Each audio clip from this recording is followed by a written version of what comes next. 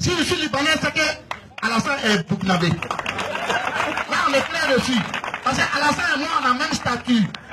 Il est ivoirien, je suis ivoirien. Il a eu papier ivoirien, moi j'ai eu papier ivoirien. On est même jour. Tous les jours, je sors ma carte d'identité, moi, je suis ivoirien. Lui au moins, sa femme n'est pas ivoirienne. Moi au moins, ma femme est ivoirienne. Voilà. Donc, quand tout à l'heure, il y avait les militaires, la première personne qui a fui la Côte d'Ivoire, c'est sa femme. Le jour où il n'y avait pas d'avion, elle a fui, elle a passé par le Ghana et elle est partie. Ça veut dire que demain, si la Côte d'Ivoire brûle, elle va nous laisser pour partir. Mais moi, là, ma femme va aller où? On va brûler ensemble ici. Mais, ce n'est pas là le problème. Le problème, c'est que comment faire pour qu'on se lève comme un seul homme pour dire non à M. Alassane Ouattara de la façon qu'il a géré la Côte d'Ivoire. Il dit qu'il est économique, il a un doctorat en économie, il est professeur en économie. Mais Gbagbo n'était pas un économiste, il était seulement un professeur d'histoire. Mais Gbagbo a géré la Côte d'Ivoire. Il est venu trouver que la Côte d'Ivoire était endettée plus de 6 000 milliards. Il a remboursé. Il a refusé de prendre crédit avec le FMI. Il a refusé de prendre crédit avec la Banque mondiale. C'est avec notre propre richesse qu'il a commencé à construire la Côte d'Ivoire. C'est avec notre propre richesse aussi qu'il a commencé à payer les fonctionnaires de la rébellion. Avec tout ça, nous on n'était pas endettés. Mais aujourd'hui, il y a quoi pour vous, il y a quoi pour moi, il y a quoi pour la Côte d'Ivoire. Parce que il n'y a pas 5 francs dans la caisse. À quelqu'un, je ne sais pas si vous êtes au courant, il vient de partir en France. Il vient de partir en France. Il a appelé l'urgence. Parce que tout est fermé. La France, parce que lui, il dit que c'est la France qui a dit ici. Il a demandé de l'argent. Les Français disent qu'ils n'ont pas l'argent pour payer les mitains. Parce qu'il n'y a pas eu un accord entre le gouvernement et les mitains. C'est lui-même, en titre personnel. Quand il a des milliards, il n'a qu'à faire venir pour payer l'emploi, il a touché l'argent de la caisse. Quand ils sont fermés. Ça fait 2 mois, ils ne payent pas les mitains. Ça parle un peu, j'attends un peu de prix. Nous, on attend, ils n'ont qu'à sortir encore. Nous, c'est ça qu'on veut. Ils n'ont qu'à sortir, c'est ce qu'on veut.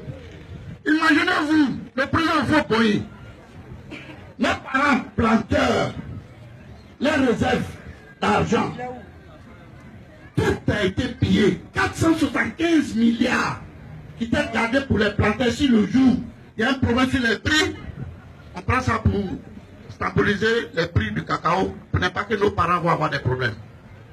Mais ils sont allés toucher là-bas, c'est vite. Tu vas dans la caisse du ministère de la Santé, il n'y a rien. Ministère de la Défense, il n'y a rien. Ministère du voyage de police, il n'y a rien. Il n'y a plus d'argent dans les caisses de l'État. C'est pas qui où. C'est pas qui. Vous voyez un ministre, il a 5 voitures qui le suivent. Ils ont combien de maisons? Ils sont en train de construire partout. Des sociétés, ils craignent une société matin, le soir, il allait marcher. Ils ont pillé le pays d'une manière insolente. Le pays a été pillé. Il y a plus 5 francs. Regarde le problème de agro-business. Qu'est-ce que tu as à voir dedans? Des gens que vous ne pouvez pas désarranger, ils ont trouvé leur façon d'aller déposer leur argent puis avoir le truc. Jusqu'aujourd'hui, il n'y a pas quelqu'un qui allait poser plainte. Vous partez bloquer le compte, vous enlevez l'argent qu'ils avaient là-bas, vous mettez le type en prison, et puis vous dites que c'est l'arnaque. Mais entre vous et lui, qui fait l'arnaque en Côte d'Ivoire? C'est vous. C'est le gouvernement qui est là qui fait l'arnaque. Et donc, frère, aujourd'hui, il n'y a rien. Ce gouvernement doit partir, elle va partir. C'est pour cela qu'on est en train de tourner dans tous les districts et on va aller partout pour vous donner le mot d'ordre.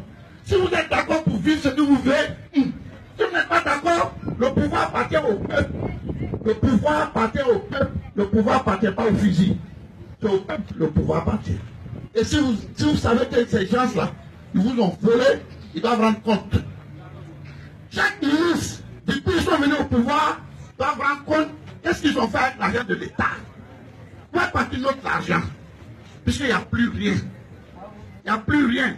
Même dans les hôpitaux, quand vous allez là, vous voyez comment les gens sont couchés à terre. Il n'y a plus rien. On ne peut pas gérer un pays dans le désordre et dans le mensonge. Ils sont des façons de mentir et de tromper. Ils parlent de 8% de croissance, de 12% de croissance. Mais c'est quel croissance ils parlent? Les Ivoiriens n'ont même pas à manger. Vous parlez de croissance, c'est où? Le croissance, c'est à votre niveau. Ça reste à votre niveau. C'est toi, c'est le Premier ministre, c'est ton frère, c'est Madame Dominique. Et c'est là, ça s'arrête. Sinon, il n'y a rien. Aujourd'hui, là, les planteurs sont venus de donner le cacao, de leur donner l'argent, les dons pour les papiers. Mais qu'est-ce qu'ils vont faire avec ça? Où partit l'argent? La question que moi je demande à M. Alassane Ouattara et à son premier ministre, où est l'argent de Côte d'Ivoire? L'argent est où? La recette est où? Qu'est-ce que vous avez fait à l'argent? C'est pas normal. Donc, chers parents, ne croyez pas à ce pouvoir. Le pouvoir là, il est au bout d'une file. Il reste à la couper et puis elle descend. Et c'est pour bientôt elle va descendre.